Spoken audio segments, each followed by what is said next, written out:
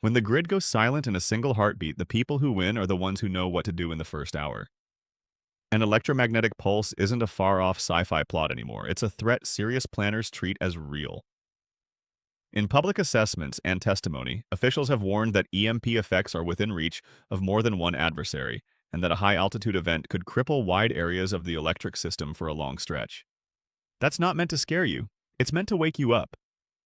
Would you rather learn this calmly right now or learn it while everyone around you is panicking? I began prepping back in 2012 because I watched storms, outages, and supply hiccups turn neighbors into strangers in a matter of hours. The pattern is always the same. Uncertainty explodes, rumors multiply, and the people who had a simple plan look lucky. They're not lucky. They're ready. Today you're getting 11 actions that keep you ahead of the curve when everything electronic goes dark. These aren't theories, they're protocols you can actually execute. Keep listening because the smallest mistake in the first hour can cost you a week later. First, confirm it's truly an electromagnetic event. Blackouts happen for ordinary reasons, and your response depends on what's causing it. So take a quick, calm scan. Step outside and look down the street. Are multiple houses dark at the same time? Are streetlights and traffic signals dead? Do you hear random alarms or odd electrical behavior? Now check for the telltale combo. Multiple devices failing at once. If your phone is not just low but totally unresponsive, and your laptop won't wake, and your vehicle won't start even though it was fine moments ago, that pattern matters. Try a battery-powered item that has nothing to do with the grid, like a basic flashlight or a simple watch. If those still work but many modern electronics are dead together, you may be dealing with an electromagnetic event. Here's a quick mindset anchor. In a typical outage, the system is broken, but the system still exists. In an EMP scenario, the system is gone, at least for a while. That difference changes your priorities instantly. Are you willing to treat this as serious before you have perfect certainty? You should, because waiting for certainty is how people lose their first day. Second, secure water immediately, like your life depends on it, because it does. City water relies on electric pumps and controls. When power fails, the pressure in the lines can give you a small window where water still flows. Then it stops, and when it stops, you cannot wish it back. So turn your home into a storage machine. Fill every clean container you own. Pots, pitchers, bottles, canning jars, camping jugs, even a clean trash bin lined with a bag. Start with the bathtub, because a standard tub can capture a huge reserve fast. Then move to sinks and any large containers you can safely fill. Don't forget the water heater tank, which can hold a meaningful amount of drinkable water if you close the intake so it doesn't drain when line pressure drops. You need roughly a gallon per person per day as a bare minimum for drinking, and more if you include cooking and basic hygiene. That means water is not a later problem. It is the first problem. Don't overthink purity in the first moments. Fill now. You can filter, boil, or disinfect later. You cannot create water out of thin air when your neighborhood is dry. And here's the micro truth most people miss. The first hour is when faucets still work, stores still have something on shelves, and chaos is still forming. The moment that window closes, everyone else begins competing for the same scarce thing. Third, protect your food before it rots. The moment the power dies, your refrigerator becomes a timer. The fastest way to waste hundreds of dollars in precious calories is to stand there opening the door every 10 minutes, checking. Don't do it. Treat the fridge and freezer like sealed vaults. Every door opening dumps cold air and shortens the life of your food. So make a plan, then execute it without constant peeking. Your first move is triage. What will spoil first and what can you eat immediately? Cook the most fragile items first if you have any cooking method at all. Eat leftovers, dairy, and meats in a smart order. If you can safely cook a big batch early, you reduce waste and you reduce the number of times you need to open cold storage. Next, protect the freezer. A packed freezer holds cold longer than a half-empty one, so fill empty space with frozen water bottles if you can. Those become ice blocks that slow thawing and later become drinking water. If it's cold outside, you can use the outdoors as temporary storage, but do it safely and discreetly. Now here's a trick your great-grandparents understood. Salt buys time. If meat is thawing and you cannot cook it immediately, heavy salting can slow spoilage. It isn't perfect, but it can turn hours into days. You don't have to be a homesteader to use simple preservation logic.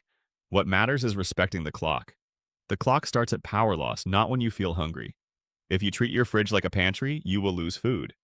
If you treat it like a fragile cold bank, you keep calories when others are throwing them away. Fourth, gather physical cash and guard it like a tool. When electricity and networks fail, card readers and payment apps are useless. Your money doesn't vanish, but access to it does. In the first days of a serious disruption, the only currency most people recognize is paper cash and direct barter. So do a fast sweep of your home.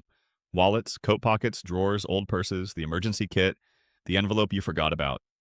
Pull together every bill you have and stash it discreetly. Favor small bills because no one wants to make change, and no one wants to accept a big note they can't verify. Many households carry surprisingly little cash in daily life, and that reality becomes a problem fast. Cash is valuable, but flashing cash is dangerous. Don't broadcast it. Don't pay with a fat roll in public. Keep it hidden and use it strategically. And remember, in a breakdown, your ability to quietly transact can solve problems without drawing attention. The goal is not to feel rich. The goal is to stay flexible. Flexibility is survival. Fifth, assess your transportation and protect what you can. Modern cars are computers on wheels, full of sensors and control modules. An EMP event can damage those systems. And even if some vehicles survive, the act of trying to restart can introduce surges that finish the job. If it's safe, pop the hood and disconnect the battery terminals. That isolates the electrical system from additional spikes and gives you a cleaner baseline for later testing. If you have an older vehicle with fewer electronics, you may have an advantage, but don't brag about it. Transportation becomes power in a grid-down world, and power attracts attention. Also, don't forget the smaller mobility tools. Bicycles, carts, wheelbarrows, even sturdy backpacks become transportation when engines are dead.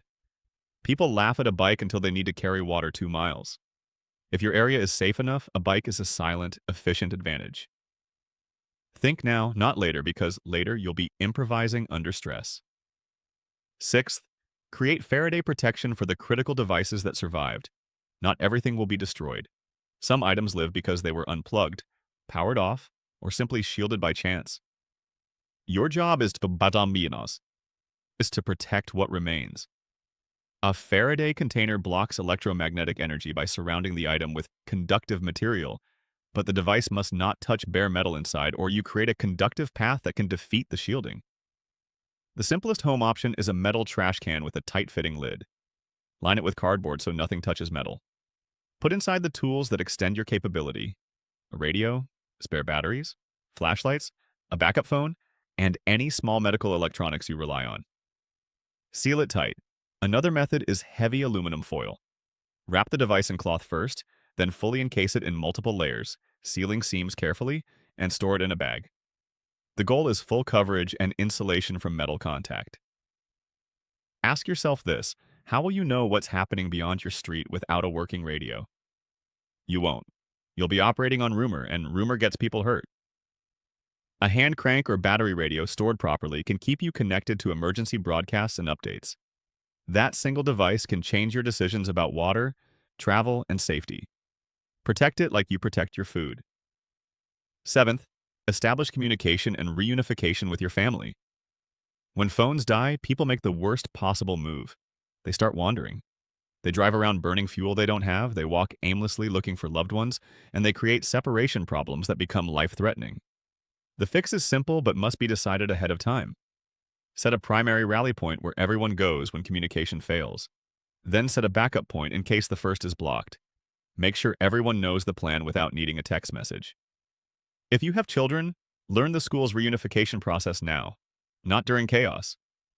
Many schools keep children safe on site until guardians arrive, but only if you follow the procedure. Here's your rhetorical gut check. If the phones died right now, does every person you love know exactly where to go? If the answer is maybe, fix it tonight. Write it down. Practice it.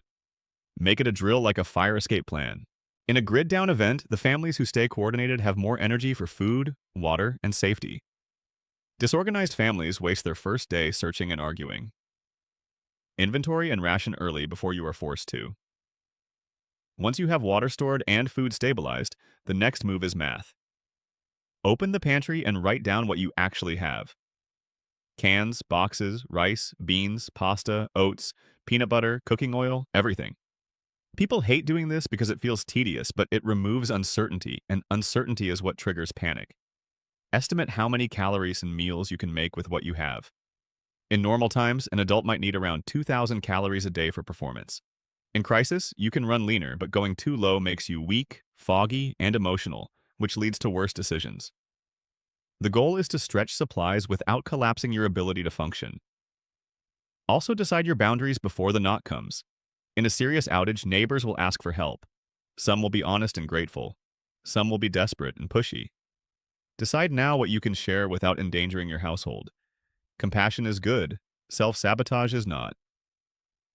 Would you rather make that decision calmly on day one, or while someone's hungry child is staring at you?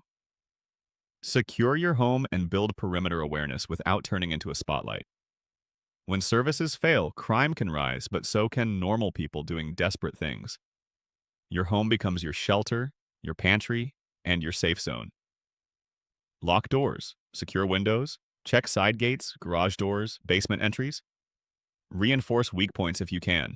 Then shift to awareness. Notice foot traffic, notice cars cruising slowly. Notice who is talking loudly about what they have. You want to be boring. The gray man approach means you blend in. You don't advertise resources, and you don't invite attention. Set a simple watch rhythm if you have multiple adults. Short shifts, plenty of rest. Exhaustion destroys judgment, and judgment is the real defense. And remember, the loudest house is the first target. Cook smells, generator noise, bright lights, open conversations about supplies, these are invitations. Stay calm, stay quiet, stay observant. Stabilize heat, sanitation, and light because the slow grind breaks people. Food and water get the headlines, but the daily realities of no utilities create illness and conflict. Think through the basics. How will you stay warm if it's cold? Layer clothing, seal drafts, and designate one room as a warm zone so you're not heating an entire house. How will you cook? Plan for simple meals that require minimal fuel and use safe outdoor cooking when possible to reduce fire risk and smells inside. How will you handle waste? Create a basic sanitation plan with heavy-duty bags, gloves, disinfectant, and a dedicated container system. Good hygiene prevents sickness, and sickness is a multiplier of every other problem. Light is also more important than people realize. Darkness increases accidents, fear, and conflict. Stage candles carefully if you use them, but prioritize safer options. LED lanterns, headlamps, flashlights, and spare batteries. If you protected a few items in your Faraday container, this is where you cash in that decision. Ask yourself, how will you handle an injury at night without light? How will you keep kids calm in total darkness? Solve that now. Shift into the long-term mindset and build a routine. This is where most households fail. They can handle a day. Some can handle a week. Then the psychological weight hits. Boredom, fear, grief, conflict. If this is truly a grid-down event, you are not sprinting. You are living. So create structure. Wake time, water tasks, food prep, cleanup, security checks, information checks, and rest. Assign roles so everyone contributes. One person tracks water usage. One manages food and cooking. One monitors security and neighborhood patterns. Idle people become anxious people, and anxious people become problems. Routine turns chaos into manageable work. And protect the human part of life.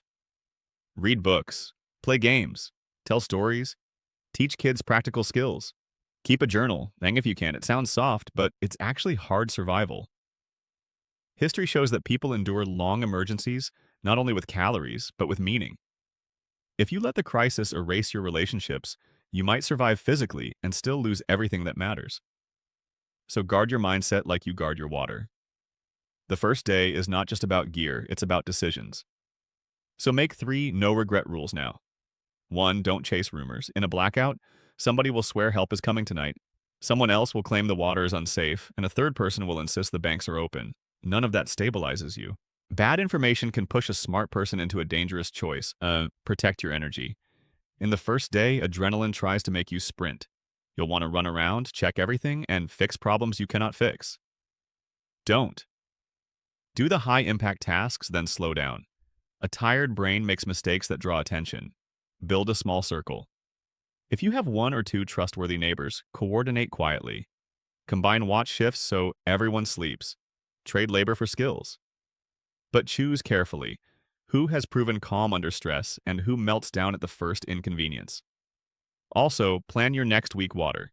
Stored tap water is a bridge, not a lifetime supply. When the scramble ends, think about collection. Clean containers under downspouts, rain catchment, and any nearby sources you can treat. If you wait until you're down to the last jug, you'll be forced into risky trips. Wouldn't you rather set up while you still have a cushion? And remember, you don't have to be perfect to be ahead. Most people will do nothing until they are thirsty. Most people will open the freezer 10 times and ruin it. Most people will wander, argue, and burn their daylight. Your goal is simply to be earlier, quieter, and more intentional than the average household. That alone changes outcomes. So, take a breath. Pick one step you can improve this week, then another. Momentum beats overwhelm and momentum becomes confidence. Now, the bigger truth. An EMP is low probability but high consequence. It may never happen to you. But the skills you learned here apply to many real disruptions. Hurricanes, ice storms, cyber outages, regional failures, and long repair timelines. The framework stays the same even when the cause changes. That means every step you take now pays you back in multiple scenarios. Isn't that the kind of preparation worth doing? So here's my ask near the finish. If this video gave you even one useful idea, hit like so more people see it before a crisis forces the lesson. And drop a comment. What worries you most in a grid-down situation, and what would you secure first? Your answers help shape what I cover next. And if you want more calm, practical preparedness that focuses on actions instead of fear, subscribe to my channel. We publish strategies that work in apartments, houses, and everywhere in between. Next time, I'm covering a handful of forgotten pantry staples that can last decades and still taste decent. And one of them is probably already hiding in an older relative's kitchen. Curious which one it is? Stay steady, stay ready, and remember, preparedness isn't paranoia, it's responsibility. I'll see you in the next video.